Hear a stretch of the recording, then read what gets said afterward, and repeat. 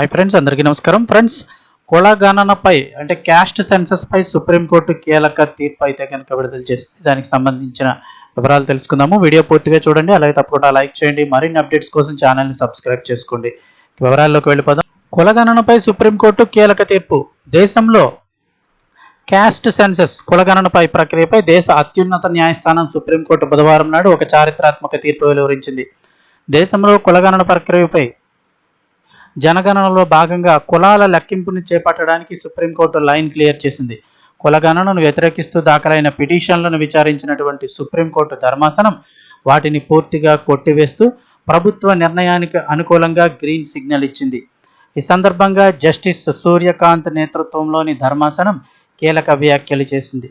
కుల గణన అనేది పూర్తిగా ప్రభుత్వ విధానపరమైన నిర్ణయమని, ఇటువంటి పరిపాలనాపరమైన వ్యవహారాలలో న్యాయస్థానాల జోక్యం ఎంతమాత్రం ఉండబోదంటూ స్పష్టం చేసింది.